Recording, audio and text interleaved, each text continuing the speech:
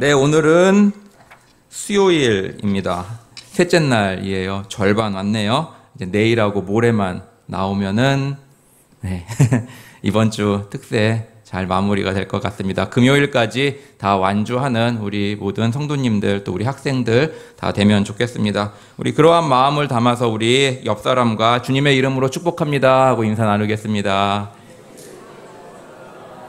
네, 정말 저희가 복을 주는 게 아니라 저희는 주님께 비는 거죠. 주님, 옆 사람 또 우리 주변에 있는 분들 복을 주시옵소서 하고 축복을 하는 것입니다.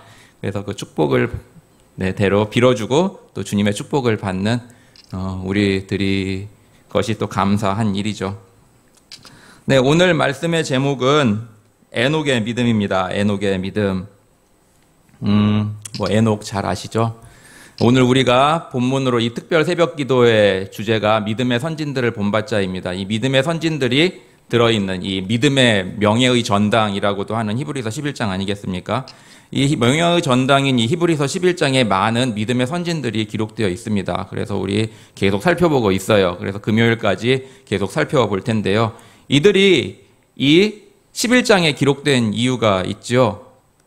네, 그것을 히브리서 12장 1절과 2절에서 말씀하고 있는데요. 성경 가지고 계신 분들은 히브리서 12장 1절과 2절을 보면은 이렇게 되어 있습니다. 이러므로 우리에게 구름같이 허다한 증인들이 있으니 모든 무거운 것과 얽매이기 쉬운 죄를 벗어버리고 인내로써 우리 앞에 당한 경주를 경주하며 믿음의 주요 또 온전케 하시는 이인 예수를 바라보자. 아멘. 네, 히브리서에 이 많은 믿음의 이 거장들이 등장하는 이유는 그 당시에 히브리서 독자들을 포함하여 오늘을 사는 우리들에게 무엇을 하게 하기 위해서요? 예수를 바라보게 하기 위해서입니다. 누구를 바라보게 하기 위해서요? 예수를 바라보게 하기 위해서입니다. 이것이 주제입니다. 예수를 바라보는 삶. 여러분들 무엇을 바라보고 사십니까? 자식 바라보고 사시죠. 배우자에겐 소망이 없잖아요. 그러니까 자식 바라보시네. 근데 성경은 뭐라 그러시냐면은 예수를 바라보라라고 하고 있습니다. 예수를 바라보라. 또 이 당시에 히브리서 기자 이 히브리서가 쓰여진 당시에 상황적 배경이 무엇입니까? 핍박, 박해, 조롱, 비난, 감옥 등등의 믿음의 삶을 살아가기가 너무나 어려운 시대였습니다. 오늘 우리는 얼마나 자유로운 시대에 살아가고 있습니까? 차가 와서 라이드 해줘요. 그리고 또 누가 교회 간다고 비난을 합니까? 욕을 합니까? 종교의 자유가 있는 나라에서 살고 있지 않습니까? 그리고 또 얼마나 좋아요. 설교 시간에 엎드려 자는 학생들도 많아요. 그래도 한 말 안 합니다. 우리는 다 자유가 있으니까. 그런데 그 당시에는 예수님을 믿는다. 왜냐? 그 당시에는 황제 숭배 아니면은 전통 유대교 이러한 것들로 인해서 예수님 믿는 사람들은 굉장한 박해를 받았거든요. 그런 사람들이 끝까지 믿음을 지키고자 살아가는데 너무 어려운 거예요. 그러니까 이 저자는 그러한 어려움과 고통, 시련, 환난, 근심, 슬픔 등등 모든 것, 안 좋은 것들이 겹치고 겹친다 하더라도 누구 바라보라고요? 예수를 바라보라 라고 말씀하고 있는 것입니다. 오늘 우리도 마찬가지겠죠. 주위에서 누가 소위 랄지랄지를 해도 속으로 다 하시잖아요. 그러면 그런 생각을 하잖아요. 그래도 우리는 주님을 바라봐야 하는 겁니다. 주님을 바라보는 그러한 삶을 살아가는 우리 모두가 되기를 주님의 이름으로 축원합니다. 아멘.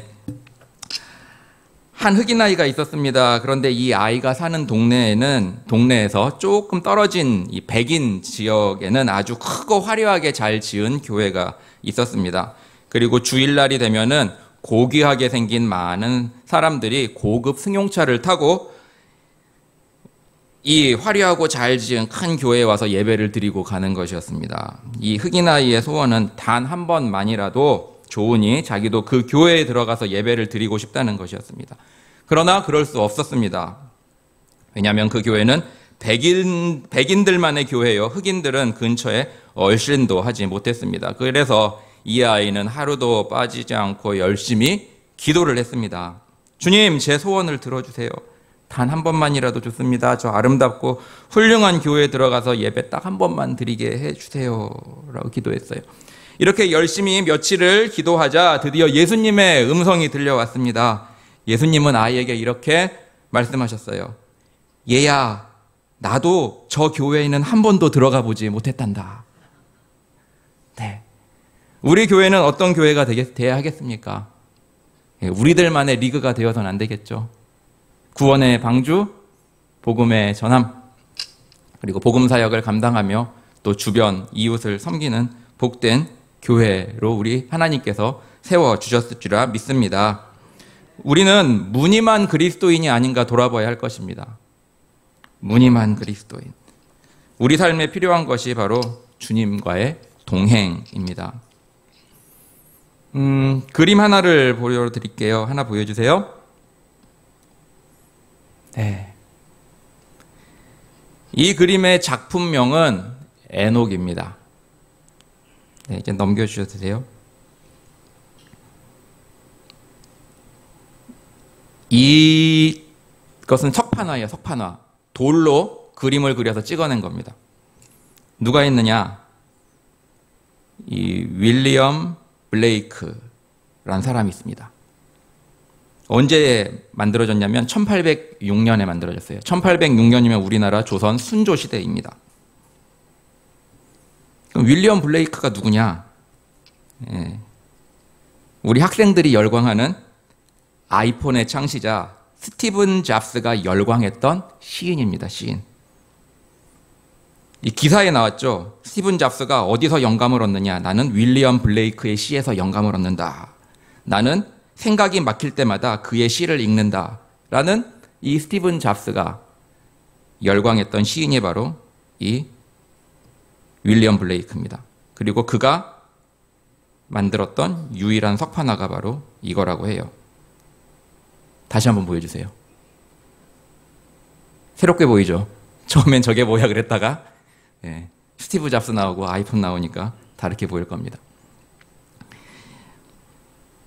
이것의 사이즈는 A4 용지만 합니다. 그러니까 크진 않아요. 작아요. 그리고 이것은 전 세계에 딱 4점이 보관되어 있다고 해요. 한 곳은 런던의 브리티시 뮤지엄, 다른 하나는 뉴욕의 메트로폴리탄 뮤지엄입니다. 그러니까 거대한 이 박물관에 보관되어 있는 귀한 작품인 것이죠. 그럼 다시 한번 그림 보여주세요. 그림 해설. 네, 가운데 앉아 있는 사람, 가운데서 중앙에 앉아 큰 책을 펴고 있는 사람이 누구냐면 에녹입니다. 그리고 양쪽에 이렇게 있는 사람들은 천사들로 형상화된 인물들입니다. 그리고 그 아래에 있는 아이들 3명, 하나는 그림 그리고 있고 하나는 음악을 연주하고 있고 하나는 시를 쓰고 있습니다. 네, 그것을 표현한 거예요. 그래서 이 윌리엄 블레이크가 표현하고자 했던 건 뭐냐? 그 아이들, 음악, 시, 그림, 이 모든 예술들은 하나님의 조명을 받아야 한다. 그런 의미로 이렇게 그림을 그렸다라고 합니다. 거기 에녹이 가운데 앉아서 큰 책에 들고 있었는데 그 책에 글씨가 있었죠. 그 책에 글씨가 있었는데 거기에는 에녹이라고 적혀 있는 것입니다. 그리고 여러분들이 보기에 오른쪽에 있는 이 천사들로 형상화된 인물도 책을 하나 들고 있었어요. 근데 그 책에도 글씨가 있었습니다. 그 글씨에는 뭐라고 쓰여 있냐면은 에녹은 하나님과 함께 동행했습니다. 라고 기록되어 있습니다. 여기서 우리가 잘 아는 말이 등장하죠. 바로 에녹은 하나님과 동행했다라는 것입니다. 창세기 5장 24절에 보면 이렇게 말씀하고 있습니다. 같이 읽어보겠습니다. 시작. 에녹이 하나님과 동행하더니 하나님이 그를 데려가심으로 세상에 있지 아니하였더라. 아멘. 성경은 에녹이 하나님과 동행했다라고 말씀하고 있습니다. 여러분들은 하나님과 동행하고 계십니까? 네, 아멘. 찬송가 495장이죠. 내 영혼이 은총 입어. 거기 3절에 뭐라고 나와 있죠? 높은 산이 거친 들이 초막이나 궁궐이나 내 주 예수 모신 곳이 그 어디나 하늘나라. 할렐루야 찬양하세. 내 모든 죄 사함 받고 주 예수와 동행하니 그 어디나 하늘나라. 아멘. 그렇습니다. 하나님께서는 오늘을 살아가는 우리에게도 하나님과 동행할 수 있다라고 말하시고 우리는 하나님과 동행하며 살아가야 하는 것입니다. 이런 말이 있죠. 이 땅에서 하늘나라의 삶을 살지 못하는 사람은 죽어서도 하늘나라의 삶을 살지 못한다. 이 땅에서 하늘나라의 삶을 살지 못하는 사람은 죽어서도 하늘나라의 삶을 살지 못한다라는 말이 있습니다. 이 말이 무엇일까요? 하나님의 백성인데 원망이 가득해, 불평이 가득해, 불만이 가득해. 이렇게 감사가 없이 원망, 불평, 불만이 가득한 사람은 천국 백성이 아니라는 얘기인 거죠. 1세대 출애굽 백성들 어땠습니까? 그 많은 은혜와 기적 다 체험했지만 원망, 불평, 불만, 다시 이집트로 돌아가자 뭐 이렇게 막말을 했었지 않았습니까? 그래서 결국 어떻게 됐어요? 하나님께서 그래 네 말대로 해줄게 라고 해가지고 못 들어갔어요. 우리가 하나님의 자녀라면은 아버지 되시는 하나님 아버지께서 우리와 함께하고 계신다라는 사실을 믿으시기 바랍니다. 그리고 아버지 하나님이 우리와 함께 하시고 동행하시니 그 어디나 우리는 하늘나라의 삶을 살고 있다라는 것을 믿으시길 바랍니다. 다시 에녹으로 돌아와서 성경은 에녹이 하나님과 300년을 동행했다라고 말씀하고 있습니다. 에녹이 부름을 받았을 때가 몇 세였죠? 65세였습니다. 그리고 죽음을 보지 않고 하늘나라에 옮기운 것은 365세였어요. 65세 때부터 하나님과 동행을 해서 300년을 동행한 것입니다. 성경은 에녹이 65세 때 무드셀라를 낳았다고 증언합니다. 무드셀라가 누구죠? 성경에서 가장 장수한 인물, 969세를 살았던 인물이 바로 무드셀라고 그 아버지가 바로 에녹입니다. 에녹의 아버지는 야렛입니다. 야렛. 이 야렛이라는 의미는 내려오다, 낮아지다라는 의미를 가지고 있습니다. 야렛은 162세에 에녹을 낳고 그의 이름을 에녹이라고 불렀습니다. 우리들은 다 이름이 있습니다. 그 이름들 다 좋은 의미가 있어요. 에녹의 이름의 뜻은 바치다, 봉헌하다라는 이름의 뜻이 있습니다. 그리고 에녹은 그 이름대로 하나님께 바쳐진, 봉헌된 삶을 살았습니다. 우리들에게 주어진 이름도 우연히 주어진 이름이 아닙니다. 우리 자녀들, 우리 학생들, 다 많이 있습니다. 이름 괜히 붙여줬겠습니까?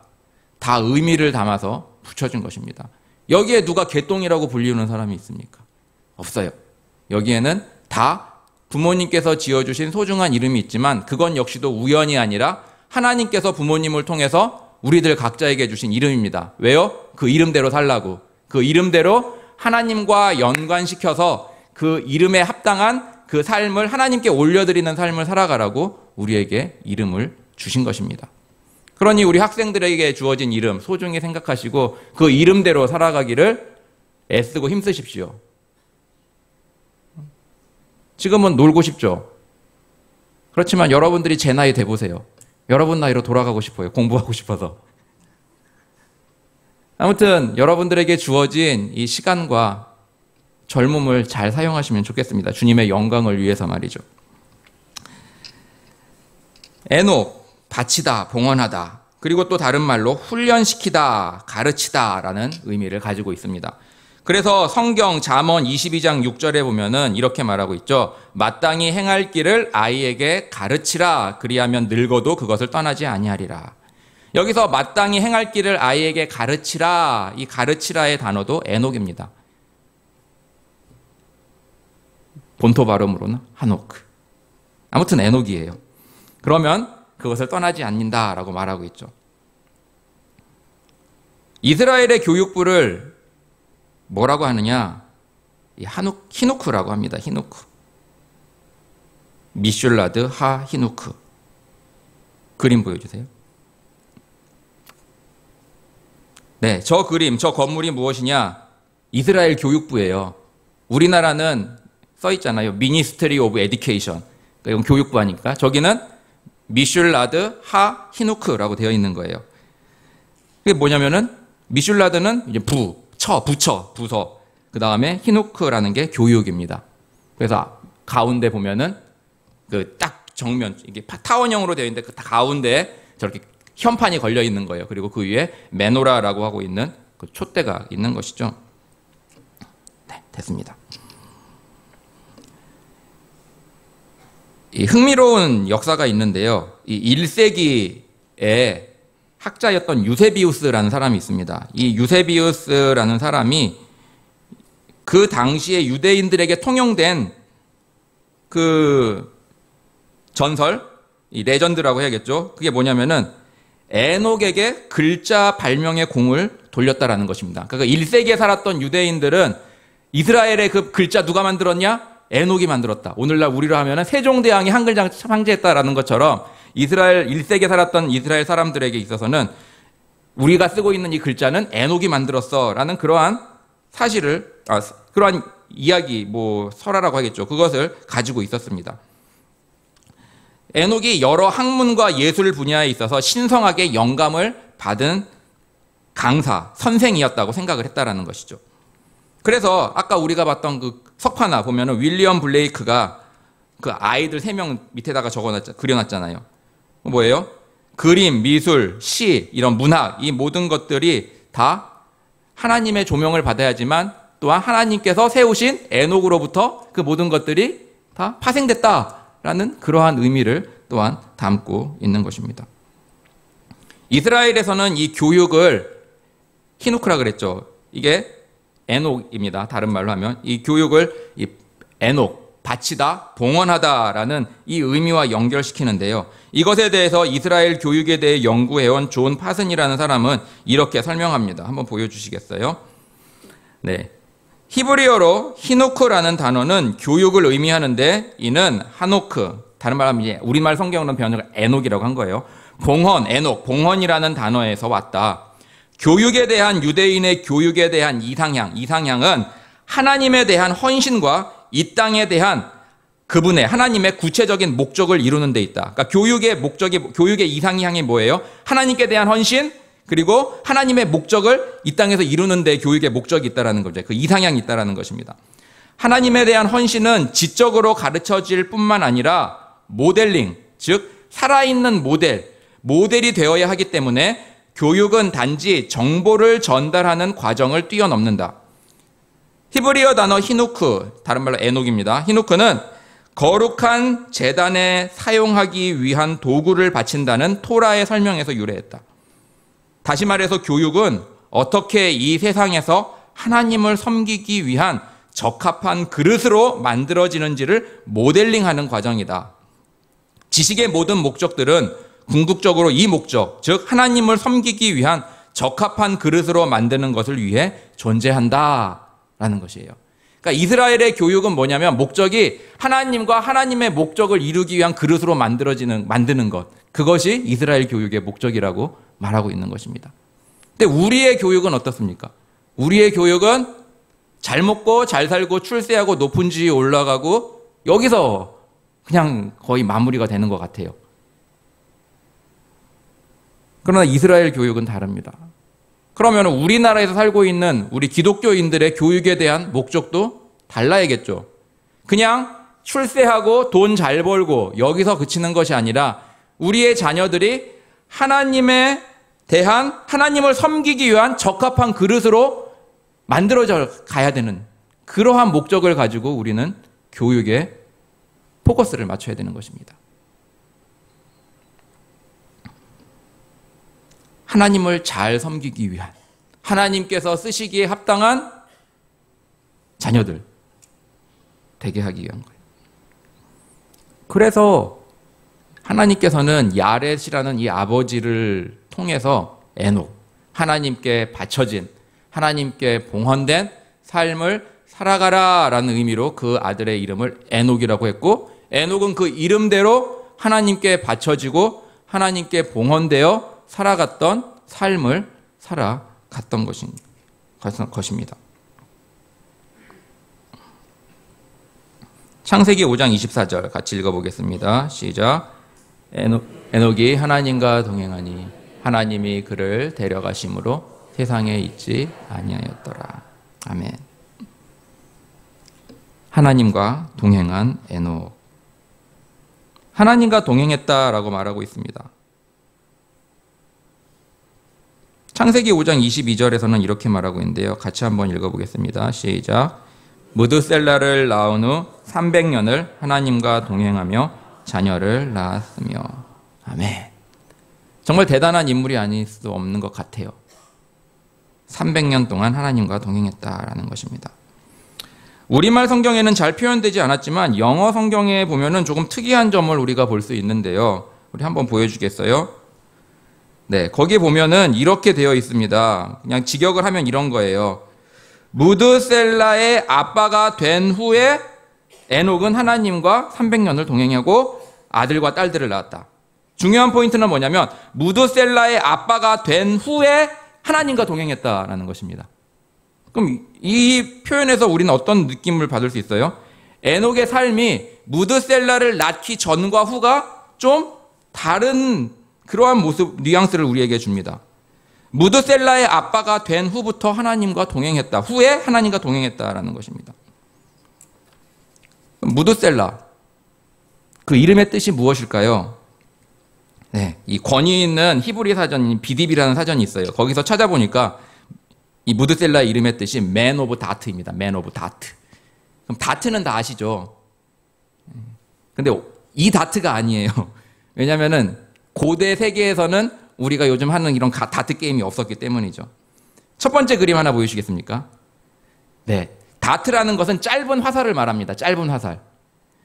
그래서 고대에는 뭐 오늘날 같이 뭐 쇠가 있었습니까? 뭐가 있겠습니까? 그 당시에 사용했던 무기는 짧은 화살, 뭐 그런 저용도겠죠. 그래서 돌팔매처럼 나무에 담아가지고 휙휙 돌려서 휙 던지는 저게 다트예요. 그 짧은 화살들.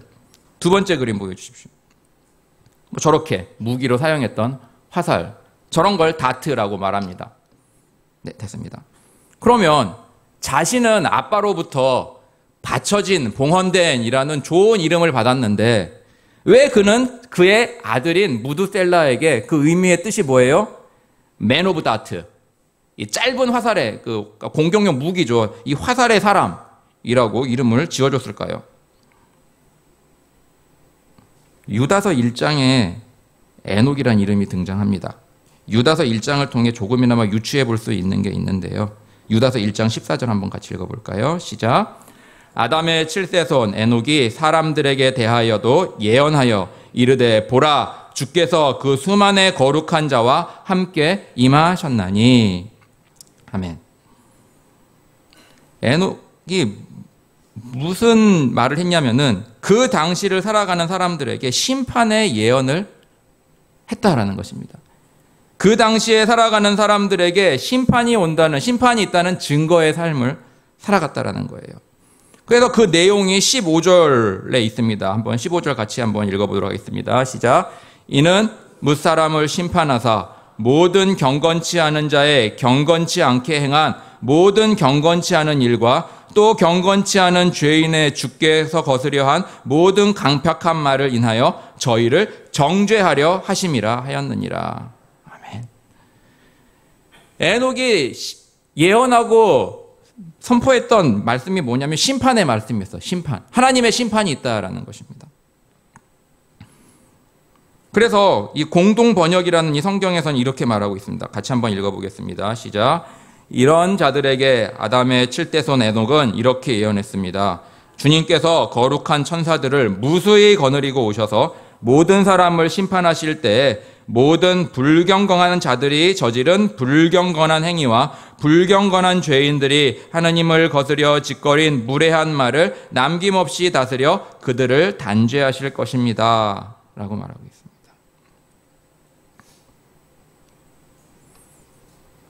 하나님께서 심판하신다라는 말씀을 이 에녹은 선포했다라는 거예요. 그의 삶에서 그렇게 선포했다는 것입니다.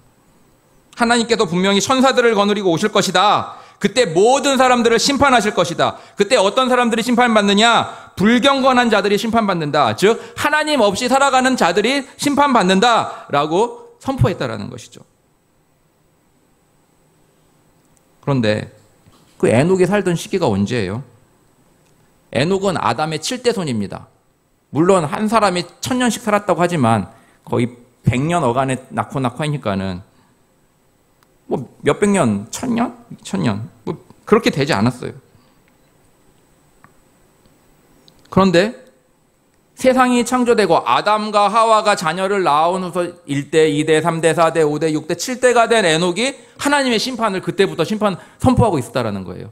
지어지기 얼마 아닌데. 뭐 오늘날 심판을 예언하면은 그래도 좀 말이 되잖아요. 지금 창조 때부터 많은 시간이 지났고 우리 주위를 돌아봐도 얼마나 악한 일들이 많이 일어납니까? 그러니까 오늘날 뭐 이렇게 하나님 심판을 선포한다?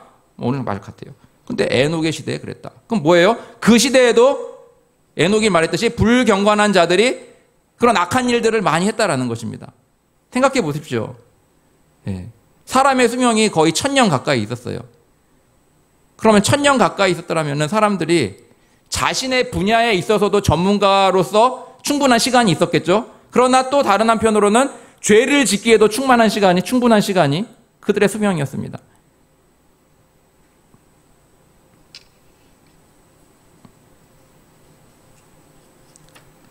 자신의 아들의 이름을 무드셀라, 창의 사람이라고 한 것은 어쩌면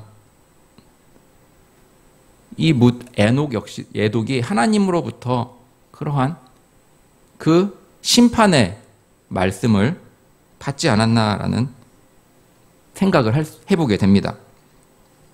이런 게 있죠. 이 학자들의 연구에 의하면 이 무드셀라가 죽은 해가 바로 노아의 홍수가 시작된 해와 겹친다라는 거예요. 그러니까 무드셀라가 수명을 다해서 죽고 그 연도에 노아의 홍수가 일어났다라는 이렇게 연대기를 해보면 말이죠.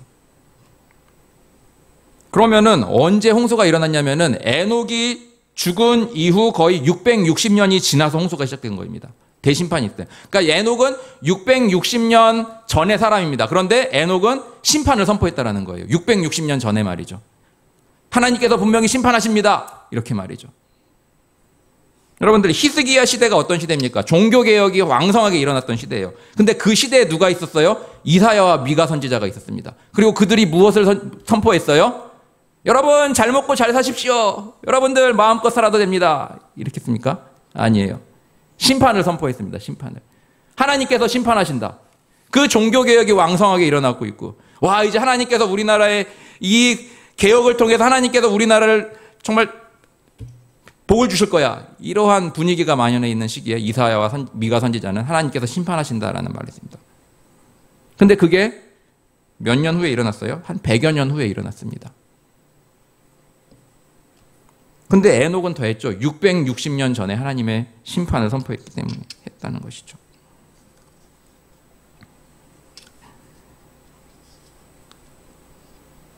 성경은 에녹에 대해 무드셀라를 낳고 끝난 것이 아니라 그 후에도 아들들과 딸들을 낳았다라고 말하고 있습니다. 이로 유추할 수 있는 게 뭐예요? 그는 계속해서 가정생활을 했고 무드셀라를 낳은 후에도 그리고 가정을 유지하기 위해 또 부양하기 위해 생업전선에서 열심히 뛰었다라고 우리가 유추해 볼 수 있습니다. 여기서 우리가 볼 수 있는 중요한 사실 바로 하나님과의 동행은 일상에서 일어난다라는 거예요. 우리가 매일매일 살아가는 이 평범한 삶에서 하나님과의 동행은 가능하다라는 것입니다. 에녹이 하나님과 동행하기 위해 수도원에 들어갔다? 없어요. 에녹이 하나님과 동행하기 위해서 무드셀라 낳고 그냥 떠나버렸다? 없습니다. 에녹은 그 후에도 자녀들을 낳고 그리고 가정생활을 쭉 했던 사람이에요. 그에게 주어진 일상의 삶 속에서 하나님과 동행한 것입니다. 이 유기성 목사님이 예수님의 사람이라는 이 책에서 다음과 같이 말하고 있습니다. 보여주시겠어요? 한번 같이 읽어보겠습니다. 온갖 심각한 죄보다 더 큰 문제는 일상생활에 대한 태도이다. 이 세상을 유일한 목적으로 알고 살아가는 우리의 태도가 더 큰 문제이다. 그래요. 온갖 심각한 죄, 정말 죄는 안 좋죠. 근데 더 큰 문제가 일상생활에 대한 우리의 태도라고 말하고 있습니다. 이 세상을 유일하게 목적으로 알고 살아가는 우리의 태도가 더 문제다라고 있습니다. 노아의 심판 때도 성경은 뭐라고 있어요? 시집가고 장가가고 먹고 마시고, 일상생활이잖아요. 시집가고 장가가고 먹고 마시고 우리가 다 하는 것 아닙니까? 그런데 그것을 심판의 이유로 들고 있습니다. 근데 에녹과 겹치죠. 불경건한 사람들이 하는 모든 행동들, 불경건한 사람들이 하는 모든 행위, 언어들, 이거 다 심판의 대상이라는 것이죠. 그러니까 하나님 없이 살아가는 그것 자체가 심판의 대상이라는 것입니다.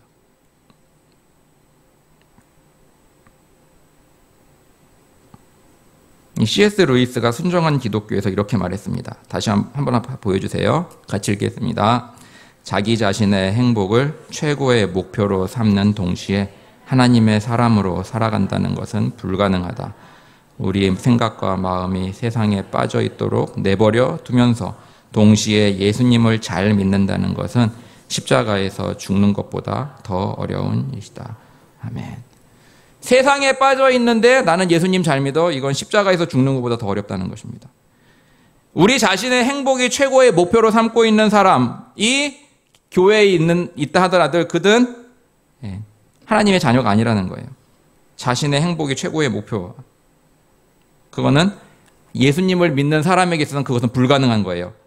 나는 나의 행복이 최고야 라고 살아가는 그 사람은 크리스찬으로서 그런 생각이 불가능하다라는 말입니다. 오늘 우리 본문에 나오는 이 동행하다라는 이 단어에서 이 헬라어 성경인 이 70인역에서는 이 단어를 어떻게 번역하고 있냐면 기쁘게 했다라고 번역하고 있습니다. 단어가 그렇게 쓰였어요. 그러니까 이 동행이라는 단어는 여기 창세기 5장에서 에녹에만 쓰인 단어는 아닙니다. 아브라함에게도 쓰였고요. 그 다음에 노아에게도 쓰였고요. 이삭에게도 쓰였습니다. 그런데 이 똑같은 단어를 똑같이 이 헬라어 성경 70인역에서는 똑같이 이 단어를, 그러니까 이 헬라어 단어를 사용했는데 그 뜻이 기쁘게 했다라고, 기쁘게 했다예요. 그러면 이렇게 되는 거겠죠. 에녹은 하나님을 기쁘게 했다. 동행했다. 즉 기쁘게 했다. 아브라함은 하나님과 동행했다. 다른 말로 기쁘게 했다. 노아는 하나님과 동행했다. 기쁘게 했다. 근데 이 똑같은 단어가 어디에 쓰였냐? 오늘 본문에 나옵니다. 오늘 본문 히브리서 11장 5절 보여주세요. 같이 읽겠습니다. 믿음으로 에녹은 죽음을 보지 않고 옮기었으니 하나님이 저를 옮기심으로 다시 보이지 아니하니라. 저는 옮기우기 전에 하나님을 기쁘시게 하는 자라는 증거를 받았느니라. 여기서 뭐라 했죠? 기쁘시게 하는. 똑같은 단어예요. 구약에서 에녹이 동행했다. 근데 같은 단어가 여기에 쓰이고 있습니다. 그다음 히브리서 11장 6절 같이 읽겠습니다. 시작. 믿음이 없이는 기쁘시게 못하나니 하나님께 나아가는 자는 반드시 그가 계신 것과 또한 그가 자기를 찾는 자들에게 상 주시는 이심을 믿어야 할지니라. 여기서 똑같아요. 기쁘게, 기쁘시게. 그래서 즉 동행이라는 것은 뭐냐면 하나님을 기쁘시게 하는 것이다 라는 것을 우리가 볼 수 있는 것입니다. 동행, 즉 하나님을 기쁘시게 하는 것. 근데 오늘 본문에서는 뭐라고 하고 있죠? 하나님을 기쁘시게 하는데 필요한 것이 있다 그러죠. 그것이 믿음이라고 말합니다. 그래서 믿음이 없으면 하나님을 기쁘시게 하는 것이 불가능하다. 다른 말로 믿음이 없으면 하나님과 동행하는 것이 불가능하다. 이렇게 되는 거겠죠. 그래서 무엇을 믿으라고 말하고 있습니까? 무엇을 믿으라고? 6절에 보니까는 다시 한번 6절 읽어볼까요? 시작. 믿음이 없이는 기쁘시게 못하나니 하나님께 나아가는 자는 반드시 그가 계신 것과 또한 그가 자기를 찾는 자들에게 상 주시는 이심을 믿어야 할지니라. 그래서 무엇을 믿어야 되느냐? 하나님이 살아계시다는 것을 믿어야 합니다. 하나님이 살아계시다. 오늘도 살아계시다. 그리고 하나님이 살아계시다면은 하나님은 누구셔요? 창조주시고 만물의 주관자시니까 우리 삶에 일어나는 모든 것들도 다 하나님의 손 안에 있는 것이고 주권 안에 있는 것입니다. 그러니까 우리에게 있는 것은 다 우연히 되는 게 하나도 없다라는 거예요. 그걸 믿으며 살아가는 것입니다. 옆 친구가 툭 건드렸어요. 이거 역시도 우연이 아닌 거죠.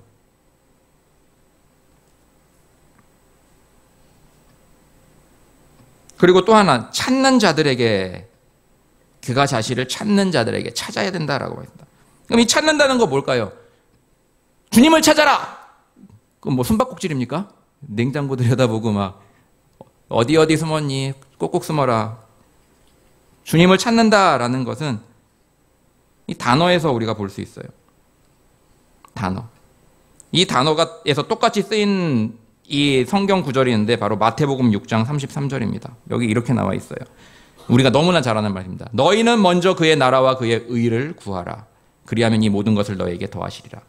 너희는 먼저 그의 나라와 의를 구하라.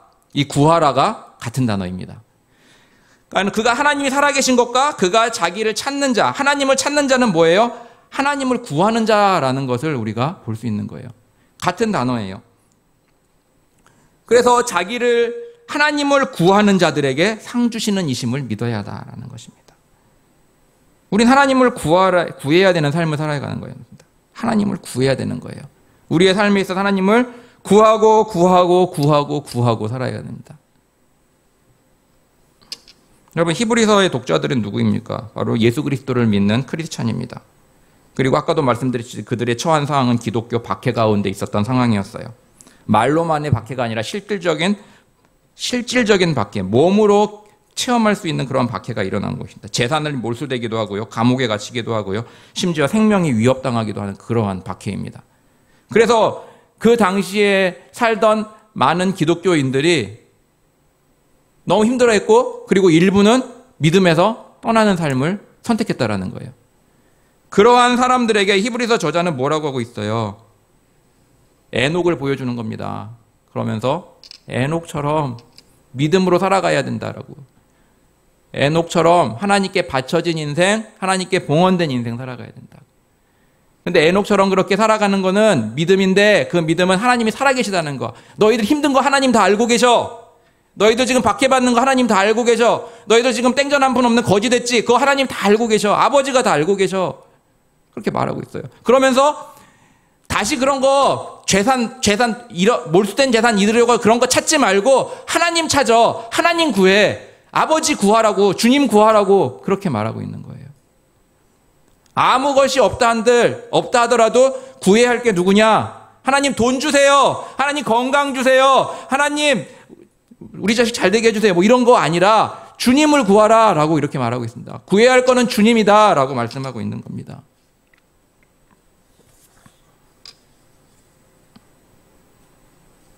결론입니다. 에녹 전에 누가 나왔죠? 믿음의 전당에서? 바로 아벨이 나왔습니다. 그 다음에 두 번째가 에녹이 나왔어요. 근데 저자는 마치 에녹과 아벨을 서로 대비시키는 것 같습니다. 아벨은 죽었어요. 근데 에녹은 안 죽고 죽음을 보지 않았습니다. 그런데 공통점이 있죠. 아벨은 믿음으로, 에녹은 믿음으로. 아벨은 어떻게 살았어요? 믿음으로 하나님이 기뻐하시는 삶과 제사를 올려드렸습니다. 하나님이 기뻐하시는 삶과 제사를 올려드렸어요. 에녹은 그의 이름에 맞게 하나님께 봉헌된 바쳐진 삶을 살았어요. 아벨은 그의 믿음 때문에 죽었어요. 후손도 남기지 못하고 죽었습니다. 에녹은 후손도 잘 남기고 죽었어요. 죽지 않았고 올라갔어요. 근데 공통점이 뭐예요? 믿음이라는 것입니다. 아벨과 에녹, 그들이 삶을 살아간 방식과 그리고 그들의 마지막은 서로 달랐지만 공통점이 있는데 바로 믿음으로 살았다라는 것을 말씀하고 있는 것입니다. 그러면서 무엇을 말씀하고 싶은 거예요? 사나 죽으나 우리는 믿음으로 살아야 된다는 거예요. 믿음의 사람들은 이렇게 하나님이 데려갈 수도 있고 저렇게 데려갈 수도 있지만 믿음으로 살아가는 것이 제일 중요하다라고 히브리서 저자는 우리에게 말하고 있는 것입니다.